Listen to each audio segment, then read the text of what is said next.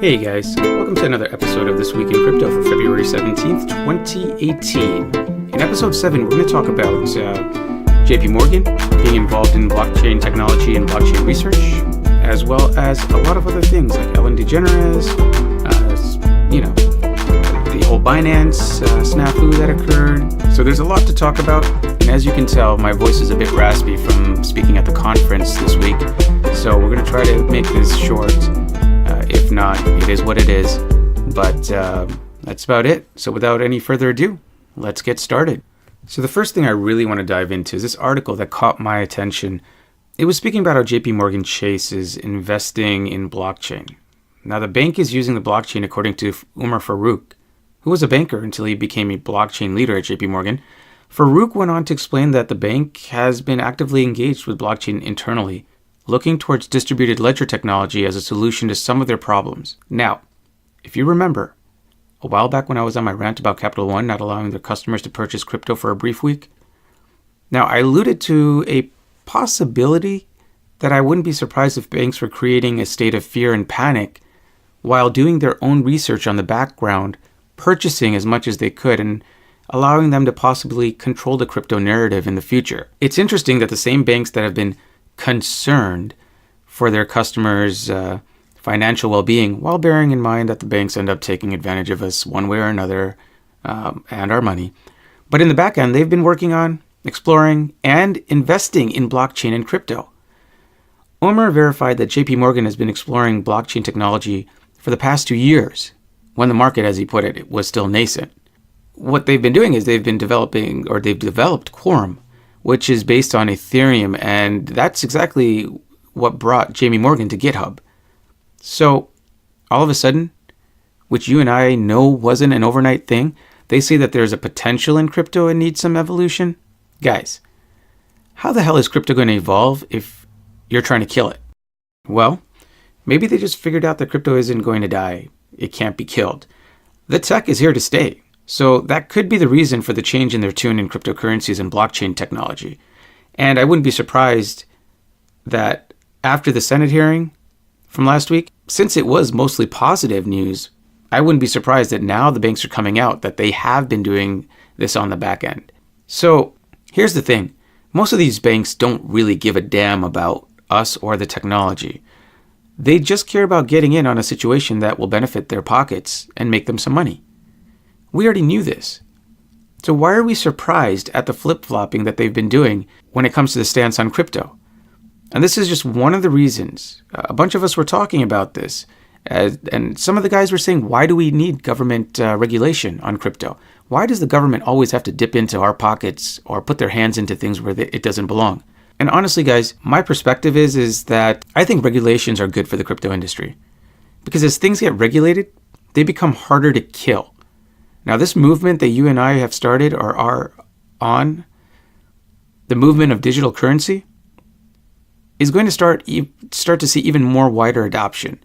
The more it gets regulated, the more wider adoption is going to be because people are going to think that it's a safe place to invest in. The more lanes of entrance are going to be opened into the crypto world. And that's just good news. That just means more volume. And with volume comes an increase in the asset. Right? So that's going to be it's going to be good news for the investors like you and I, who got into this game early, as well as for those who are getting into it now, but more importantly, for the technology, for the evolution of this technology. Speaking of technology, there are always going to be hiccups in tech, especially tech that is new. This week, there was the Binance exchange that went down for a bit. Now, before I go on my rant, I want to give kudos to Binance and their team for keeping their customers updated as frequently as they did. I use a lot of exchanges, and one of them is the Binance exchange. So when it went down, the first thing on my mind was, crap, what about the money I just transferred over to make some killer buys on altcoins in the depressed market? The second thing that went through my mind was, oh shit, while Binance is down, I won't be able to use that money to make those purchases. The one thing I didn't worry about was if Binance was going to go dark or if they were going to take all my money. Why? Because I don't keep my money on exchanges, guys. This has been said over and over again, so I'll spare you the pain, but let's call this a friendly reminder. If you hold any of your coins on exchanges, you're basically playing Russian roulette. Now, a lot of people respond and say, but crypto can't be hacked. And I have to remind them that even though your crypto is virtually unhackable, and I say virtually because everything in technology changes so rapidly that eventually something or someone will find a way. But we have to remember right now, the exchanges can be hacked. And if my memory serves correctly, they have been hacked and continue to be hacked. So as more people and more money gets involved into this space, we're going to notice that there will be more attempts to hack these centralized exchanges. So it only makes sense to get your money off the exchanges. Guys, I only keep enough for me to make some rapid trades. Other than that, it is on a software wallet, it is on a desktop wallet, or it is on a hardware wallet like the Ledger Nano S or Treasure. So guys, be smart. Get your stuff off the exchanges. Put it in a wallet. That's the end of that. Now, getting back to the topic of Binance, in their case, it definitely wasn't a hack. But we had the asinine McAfee, who for the past 5 months has been really getting under my skin by pumping random altcoins and then creating a ton of fear and spreading false information. Well, in this case, he decided to start crying wolf. Basically, he was creating fear by saying Binance was hacked.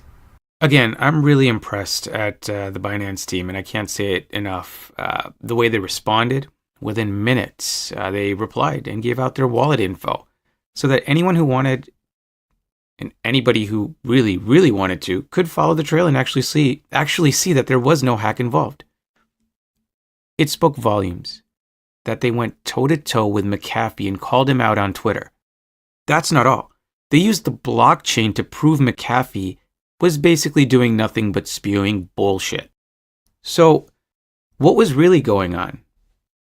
Binance had some server issues while trying to do a simple upgrade that shouldn't have required any downtime and normally wouldn't even have been noticed by you and I, the end user. But things tend to go wrong when you least expect it. And that's exactly what happened in this case. Now, because McAfee couldn't log into his Binance account, he started throwing a tantrum like a five-year-old and spreading false information through his Twitter account. If we all have been following John McAfee's Twitter, it's safe to say that he sensationalizes almost everything that is crypto related. As a matter of fact, the thing that really irritated me was how he posted a doctored screenshot that looked like Binance was admitting to a hack. This is just simply irresponsible and honestly disgusting, in my opinion. As a community, we want to see cryptocurrencies succeed and thrive.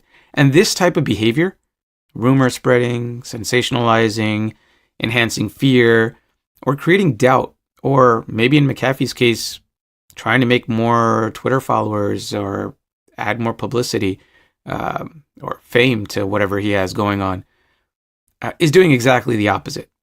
I can't say it enough, but the way the Binance team responded has made me really like the exchange and trust it even more. Now, they were transparent in what they were doing and what was going on. They gave us updates, and they gave us an expected time of their exchange to be back up and running. But something that one of the exchanges in the past, I will not name who, went down, just went dark. They didn't even bother to update their subscribers or their users. Guys, this is uncharted territory. And this exchange has done a damn good job in taking care of its customers first. To that, I say good on you, Binance. Not only that, as an apology to their customers, what they did was they gave their customers 70% off on all trading fees for the next 2 weeks from the point that they had gone back online. And now that Binance is back online, guys, let's get back to trading. Since we are talking about exchanges, let's take a look at Coinbase and how they plan on staying current. So this week, Coinbase announced that it would officially complete the process of integrating segregated witness. Now, you and I may know it as SegWit, by the end of February. So if you don't know about SegWit and the Lightning Network and what all that is you can go to Crypto 101, which is found at the Crypto Coin Guru website. That's cryptocoinguru.net. And get up to speed on what both of those advances are. But for those of us that already know this, what this would mean is a faster transaction time And more so than that, a substantial reduction in Bitcoin's transaction fees. That's not all. Coinbase posted on its Twitter account that they were actively looking for senior software engineers to do open source work on core protocols like Bitcoin, Ethereum, and the Litecoin network. Now, I like this because Coinbase, the major on-ramp for most people to the crypto world, is looking at bettering itself. And what that tells me is that we are on a long haul towards nothing but cryptocurrencies being mass adopted. Remember, at this moment in time, we are the minority. You and I, who are trying to understand this technology or who are invested in this technology, we are the minority. And this is good news because this is going to, again, open up those lanes and really expose people to cryptocurrency and make it better for them as well as us. All right, guys. I also want to talk about what happened this Monday. This Monday, Microsoft revealed its plans to integrate blockchain-based decentralized IDs, or DIDs, into its Microsoft Authenticator app to manage identity data and cryptographic keys. What does that mean? Well, the app was launched in August of 2016 and is used by millions already. And Microsoft is looking to provide a new model of digital identity that would not be controlled by a centralized institution and would guarantee full private data storage, enabling you and I, the individual, to have full control of all the elements of their digital identity. Now, after considering a number of standards for decentralized identity systems, Microsoft reports that they decided that the blockchain technology and protocols were well suited for the task, stating that, quote, some public blockchains like Bitcoin, Ethereum, and Litecoin, to name a select few, provide a solid foundation for rooting DIDs, or DIDs, recording DPKI operations, and anchoring attestations. Now, this is something that's going to be really interesting, and I want to keep my thumb on the pulse for this one, and we're going to follow this one along and see where it exactly leads on to. But along the lines of Microsoft, I also want to take a look at Comcast. Well, why Comcast? Because Comcast Ventures is investing in blockchain startups that invest in blockchain startups. What? I'll say it again. They're investing in blockchain startups that invest in blockchain startups. Yep, that's right. With some very specific goals, though. The firm last month joined IBM and BoldStart Ventures in backing accelerator M State, which invests in startups building enterprise blockchain solutions. Further, Comcast Ventures revealed a recent strategic investment in Blockchain Ventures, a fund that invests in enterprises that have built technology using existing centralized protocols, but that might be in for a decentralized upgrade sometime soon. Now, this is interesting, especially considering Comcast likes to hold on and control everything. The fact that they're looking into decentralization tells me that, guys, cryptocurrency and blockchain technology is not going to die out anytime soon. And these guys either have to get on board or become like the dinosaurs, and that is extinct. So moving on here, the one thing I did want to take a look at was this really interesting thing. So as I was reading Bloomberg, there was an interview with Western Union's Chief Financial Officer, Raj Agrawal. WU, or Western Union, basically stated that it is testing transactions with the use of Ripple's blockchain-based settlement system. Now, Western Union confirmed that it is testing Ripple following more than a month of rumor-fueled speculations that began in early January. The announcement comes after Western Union reported its 2017 results, claiming that its revenue was basically $1.4 billion, a 5% increase over the previous year. Why did Western Union decide to look into Ripple? Well, in order to facilitate money transfers, particularly the cross-border ones. Ripple's CEO claimed that Western Union's choice in Ripple is because Ripple allows for transactions that are, quote, 1,000 times faster and 1,000 times cheaper than Bitcoin. Now, we already knew that, guys. What I'm interested in finding out is Ripple faster than Litecoin?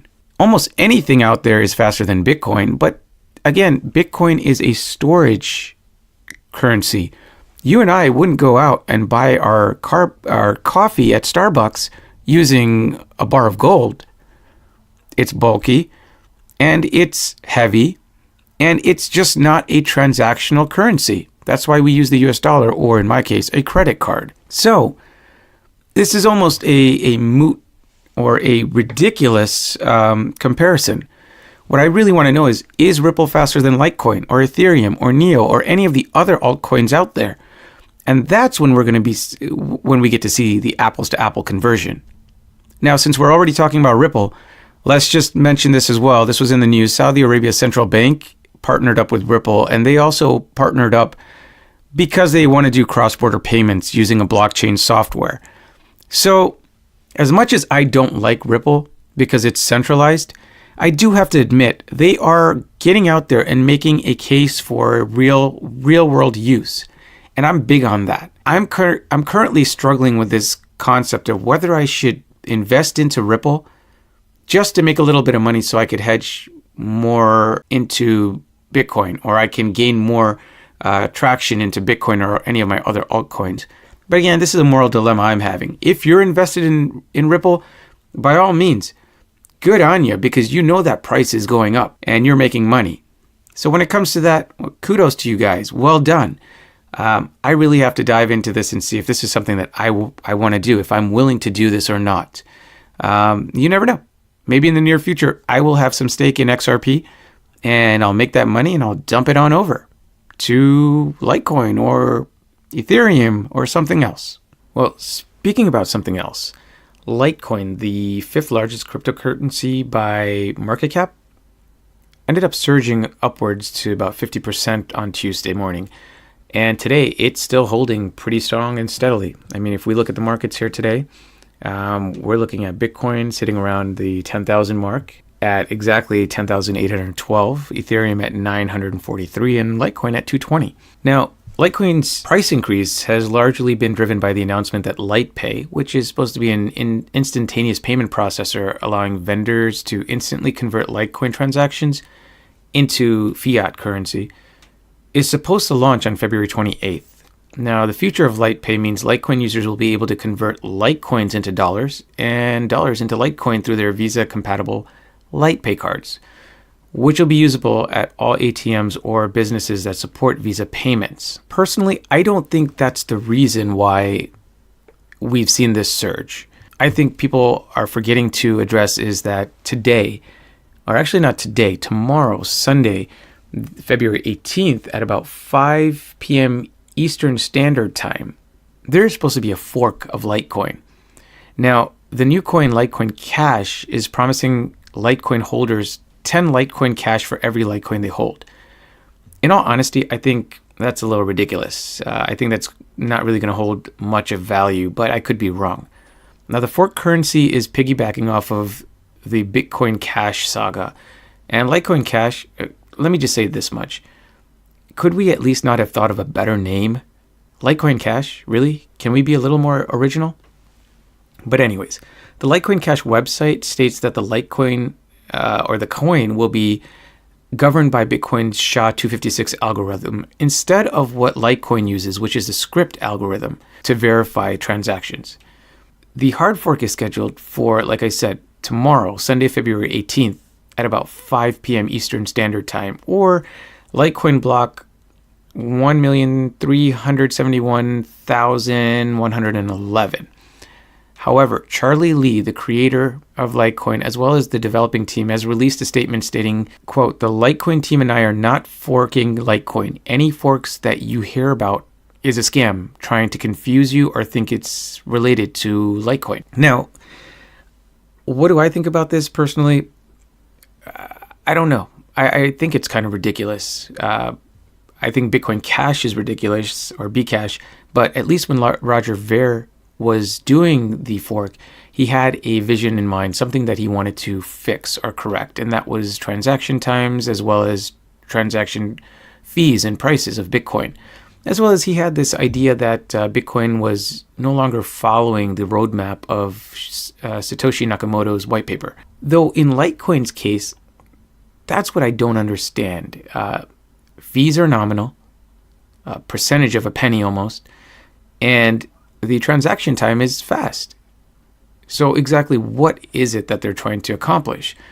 Though I do know that one thing for sure, we will be able to mine or use older processors and chips to mine for Litecoin Cash. Though that might be a decent thing, since if I do end up doing that, I would mine Litecoin Cash and then convert it over to Litecoin or something else that's usable, or as I call it, real cryptocurrency. But again, I'll take it. It's free money. For every 1 Litecoin, we get 10 Litecoin Cash. So that means if you hold 1 Litecoin, you're going to be sitting on 10 Litecoin Cash. My strategy personally is I'm going to take half of that Litecoin Cash and convert it over to Litecoin, get more Litecoin. And the other half, I'm just going to let it sit there. If it does do something, if Litecoin Cash does become something big, then I'll have stake in it. If not, no harm, no foul. It was money that I didn't spend. It was money given. And that's pretty much it where that one's concerned. But we're going to have to keep an eye on this one and see where it goes. Honestly, guys, this isn't financial advice, or I'm not a financial advisor. So just, do your research, invest wisely and diligently. I have to say that, for all the legal reasons out there. All right, guys, moving on. Let's talk about something really interesting here. So, Ellen DeGeneres. If you don't know who Ellen DeGeneres is, you guys really need to crawl out from under that rock that you're hiding in. But anyways, in a segment of her popular television show this week, which averages almost 3 million viewers per episode, Ellen spent several minutes speaking about the non-physical nature of Bitcoin and Bitcoin wallets or crypto wallets, as well as touching on its volatility. She basically started out this whole bit with, quote, "You're probably thinking, Ellen, if I can't physically touch it, where can I keep my Bitcoin? In a digital purse?" Which is funny. And that's exactly how she segued into her cryptocurrency wallet segment. As Bitcoin and other cryptocurrencies have entered the mainstream consciousness, so we can say, there's been a lack of education among investors regarding even their most elementary principles, which have caused major headaches for the businesses. Exchanges in particular have seen a lot of technical difficulties and considerable staff shortages due to the need to address new users, or a mass influx of new users who don't understand what it is, don't really understand how it works.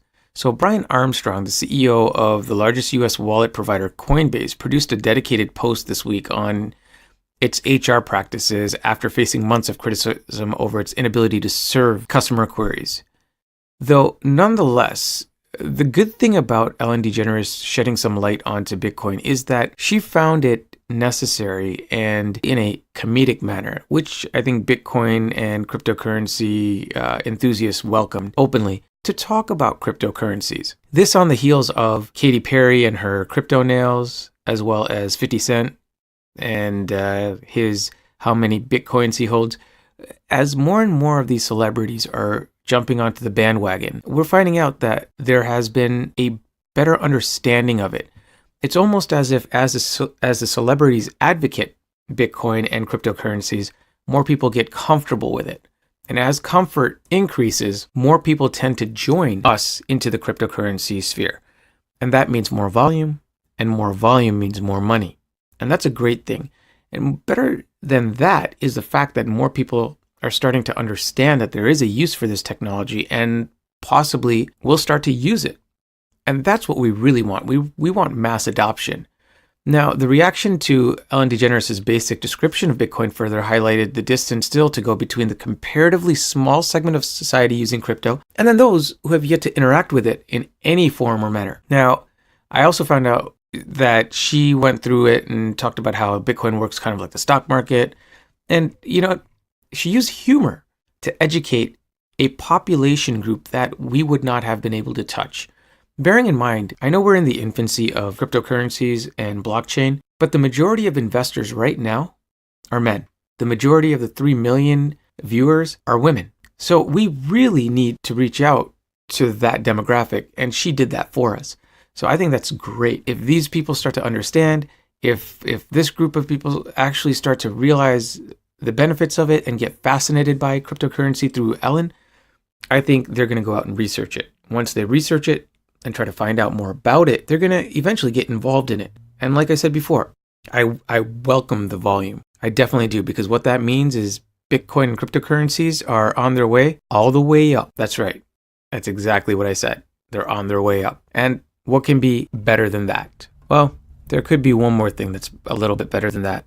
That we will not see crypto regulation anytime soon, according to the White House official. So a White House official stated on Friday that legislation around cryptocurrencies is highly unlikely to materialize anytime soon. Speaking with CNBC at the Munich Security Conference, the White House cybersecurity coordinator and special assistant to the president, Bob Royce, offered his assessment and basically stated that among a recent flurry of discussion on crypto regulation, which is playing between the Senate hearings and enforcement actions and public op-eds, he thinks that they're just studying and understanding what the good ideas and bad ideas in that space are. So he really doesn't think that it's close to being regulated. Now, echoing previous comments from the U.S. Treasury Secretary Steve Mnuchin, Joyce stated that his more immediate concern was with the criminal usage of Bitcoin. He empathized with what he considered the irreversibility of Bitcoin transactions. It's a type of characteristic of how the network functions to be a little troubling. He went on to say that, quote, "We are worried there are benefits to the Bitcoin concept, digital cash, digital currencies." He said, but at the same time, if you look at the way Bitcoin works after there's a criminal act that takes place, you can't rewind the clock and take back that currency. We haven't figured that out yet, he added. So it's a problem. One U.S. Treasury official basically called on the international community to help take action against cybersecurity threats in a speech earlier this week and asserted that a globally coordinated effort is basically the only way to prevent quote unquote rogue regimes and terrorists from exploiting the technology. Now, before we go on, I just want to bring to your attention the fact that what currency is used the most for nefarious reasons? And one would think, well, Monero, Litecoin, Dash? No, it's actually cash. Yeah, cold hard cash. So if the government is really worried about stopping terrorists or stopping nefarious activity, what they really need to do is get a handle on cash. That should put things into perspective. I think that regulation is good.